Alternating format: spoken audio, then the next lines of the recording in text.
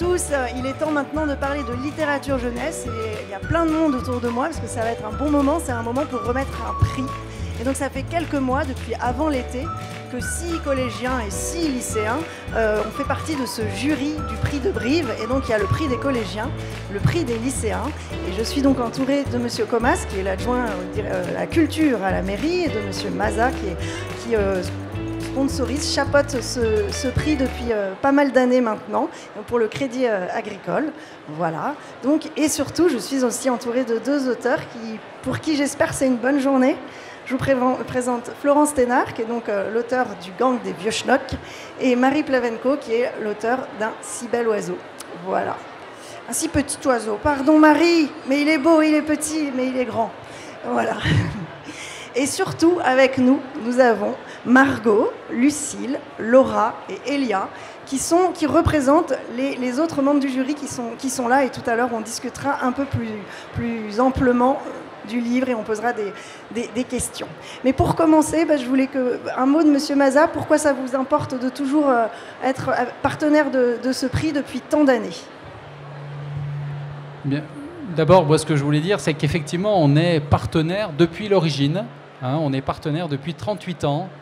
Et donc, je pense que c'est une belle constance, effectivement. Bon, le Crédit Agricole, on est centenaire, on n'est plus que centenaire. Donc, on s'inscrit vraiment dans la durée, dans le temps long.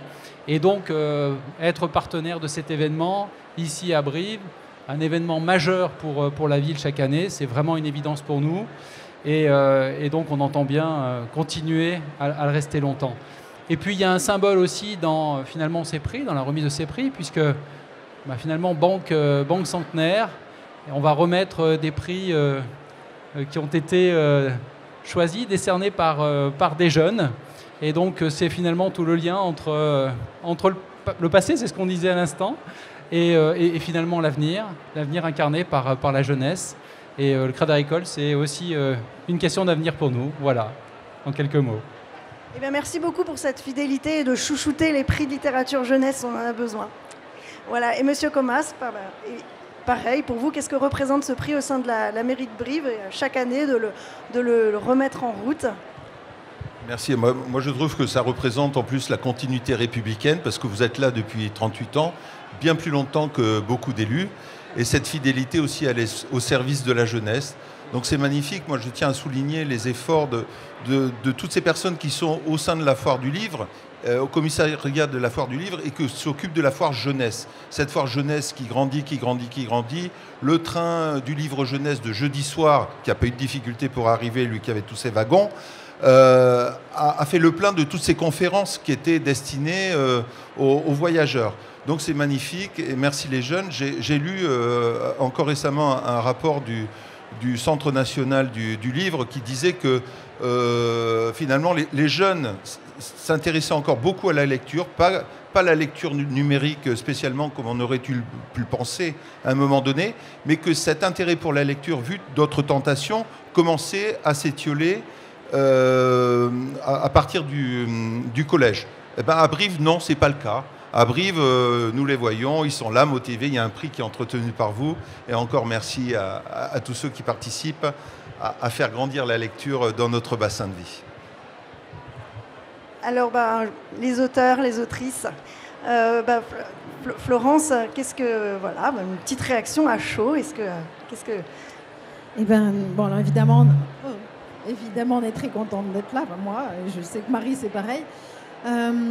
Moi, j'avais de gros doutes de savoir si une histoire qui mettait en scène des 4 héros qui ont quand même 80 ans bien tapés, ça allait parler aux ados. Et à ma grande mon surprise, mais aussi mon grand plaisir, oui. Et en fait, en y réfléchissant, je me dis, quand je vois les beaux rapports qu'entretiennent les petits-enfants et les grands-parents, tout cet amour, toute cette attention, tout cet intérêt, toute cette transmission. Mais je pense que ça participe de ça, en fait.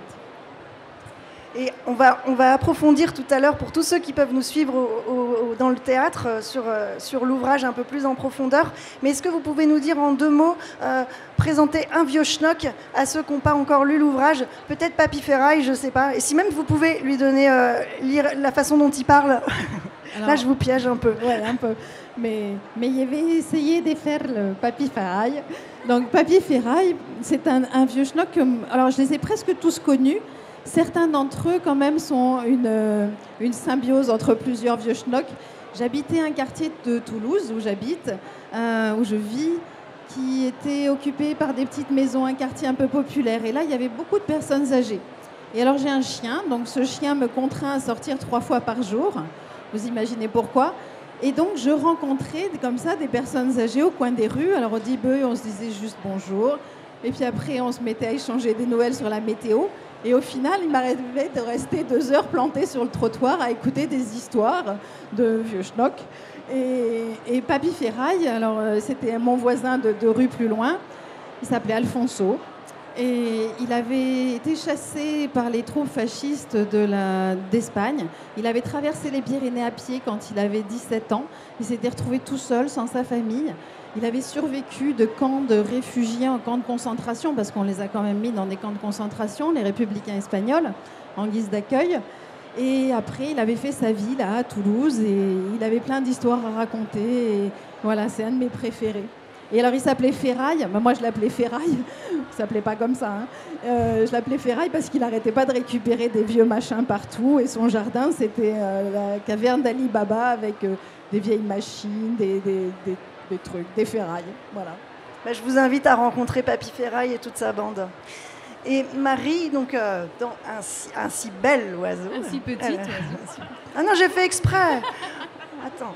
Donc un si petit oiseau. Alors le début est plus dramatique parce que quand on rencontre Abby, au début du livre, il lui arrive quelque chose de très grave et elle se retrouve amputée. Et dans toute cette histoire, va parler de la reconstruction de son retour avec la vie, avec les autres, avec sa famille. Qu'est-ce que là, ce prix, qu'est-ce que ça représente pour toi par rapport à ton lien avec les lecteurs adolescents? Alors ça représente beaucoup de choses. Sur des plans très différents. Ça représente d'abord 1 an et demi de travail en solitude. Moi, je dis toujours qu'écrire un livre, c'est une grossesse. Et le moment où il arrive en librairie, c'est l'accouchement. Et j'ai toujours ce sentiment de poser mon bébé sur le trottoir. Et un lecteur qui adopte ce bébé, c'est beau. Et donc, un prix des lecteurs, c'est ça. Et c'est assez magique. Un si petit oiseau, c'est pas un livre qui est anodin pour moi. C'est un livre qui a ses fondements dans quelque chose qui m'a touchée très personnellement. Et du coup, que cette histoire qui m'est très intime finalement, même si c'est pas du tout une autobiographie, mais le point de départ très intime puisse résonner avec des lecteurs, c'est magnifique. Et puis je trouve que accorder des prix à la littérature jeunesse, c'est lui donner une voix. Chaque prix de littérature jeunesse, c'est venir grossir les rangs des gens et des adultes qui disent que la littérature jeunesse, elle a un poids, elle est de qualité, c'est une vraie littérature. Et je pense que c'est très important en ces temps où le lectorat majoritaire de cette littérature, parfois on le malmène et on a tendance à penser, je pense que tout le monde comprendra l'allusion que je fais, que les jeunes, ils ne peuvent pas être pris au sérieux. Et un prix de littérature jeunesse, c'est aussi dire, nous, on prend les jeunes lecteurs au sérieux. Et ça, c'est très important. Et ça fait une transition merveilleuse pour leur donner la parole. Alors, Laura, par exemple, est-ce que tu peux prendre le micro? C'est toi la première qui te lance dans le bain. Donc toi, tu as fait partie du jury des collégiens. Et si, par exemple, si tu n'avais le droit à un seul mot pour parler du gang des vieux schnocks, qu'est-ce qui te viendrait à l'esprit? Comment tu aurais envie de le présenter en un mot? C'est dur comme question. Elia, est-ce que tu... Pour moi, ce serait le mot entraide. Parce qu'ils sont tout le temps ensemble, ils rencontrent Jules qui, après, il l'aide. Je trouve que c'est une très belle histoire. Ou, avec un autre mot, on aurait pu dire aussi humour, qui est aussi vraiment... mais pour moi, c'était un merveilleux livre. Laura, est-ce que tu es d'accord avec Elia? Oui. Ouais. Est-ce qu'il y a eu beaucoup de débats pendant cette expérience de jury littéraire? Oui. Ouais. Pourquoi? Est-ce que c'est difficile de défendre un livre qu'on aime? Eh bien, quand les autres sont plus sur notre livre, c'est dur de les faire changer d'avis. Et alors les lycéennes derrière, donc Margot et Lucille, qui ont donc lu 6 livres, elles aussi. Et un petit peu pareil, toi, un si petit oiseau. Résultat maintenant le bel, alors que j'étais au point sur ce livre, un si petit oiseau. Pareil, toi, si tu en parles à une amie qui l'a pas encore lu et que tu n'as que quelques mots pour lui en parler, qu'est-ce qui te reste comme image de cette lecture?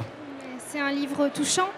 Et, Pardon? c'est un livre touchant et sans qu'on ait besoin de pleurer, c'est ça qui est bien, je sais pas trop. Mais non, mais c'est super.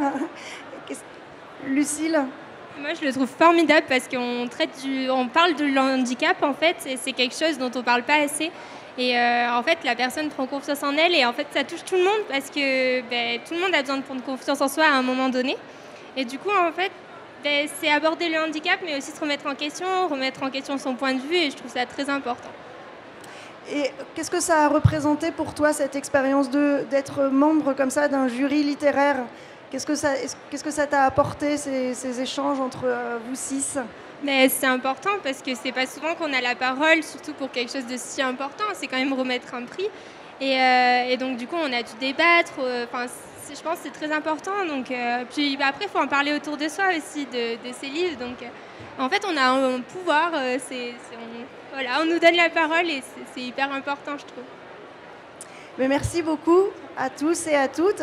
Je vous invite tous à nous suivre. Vraiment, j'insiste un peu parce que ça sera un moment assez privilégié avec Marie et Florence pour parler de leurs ouvrages. Et puis, j'espère vraiment que les jurys et les autres collégiens et lycéens de Brive pourront poser les questions qui leur tiennent à cœur. Donc, on se retrouve dans le théâtre. Et encore bravo à toutes les deux. Et puis, c'est le moment... voilà. Du soutien concret du Crédit Agricole.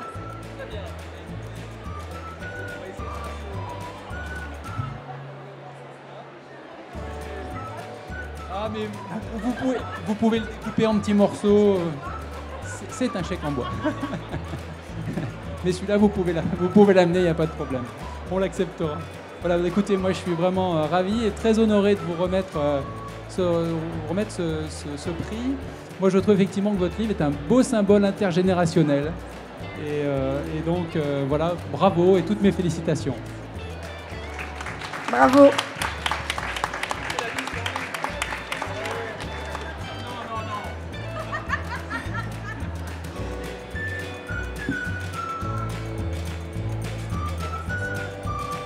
Il y en a un chacun. Alors, félicitations aussi. J'ai lu votre livre et vraiment, vous avez un pouvoir magique. C'est que vous nous faites pleurer, rire et se poser plein de questions. Moi, je me mettais à la place du papa et de la maman d'Abby. Et sincèrement, je ne sais pas ce que j'aurais fait moi. Voilà. Merci en tous les cas.